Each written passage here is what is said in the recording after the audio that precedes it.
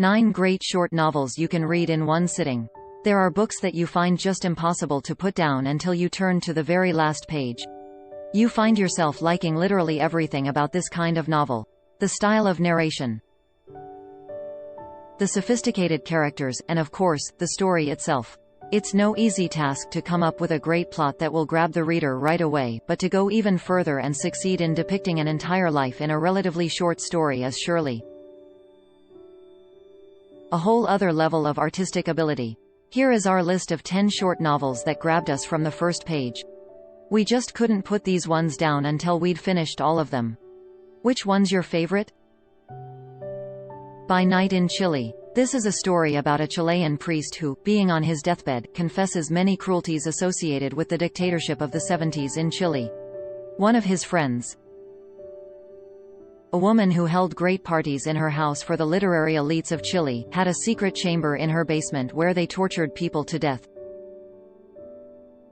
Bonjour Tristesse. This is a fresh and touching novel about a young woman who spends her summer with her widowed father and his mistress. The story is full of firsts. Her first love, her first discovery and adventure, and inevitably,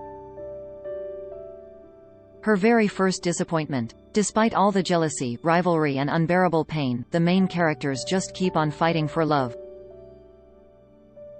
Silk. The novel tells the story of a young French merchant who leaves his wife and travels to Japan in the 1860s to support his business. The country is still almost entirely closed to foreigners and is experiencing rising anti-Western sentiments. However, there is always a place and time for love. He falls in love with a local baron's geisha, who happens to be a European woman. The narration is smooth, soft and beautiful, like a piece of the finest silk. The Pigeon. The Pigeon is about a bank security guard living his unhappy life, and who consequently experiences an existential crisis. One day, a pigeon sits on his doorstep as he tries to go to the bathroom. This pretty insignificant event ends up turning his whole life upside down. The pigeon is a symbol of change in his well-organized existence, equals a change that he has been postponed for more than 40 years. All Summer in a Day. This short story follows a group of 9-year-old schoolchildren on Venus. Their parents came to Venus many years ago, colonizing a planet racked by constant storms, where the sun can be seen for only 1 hour in 7 long years.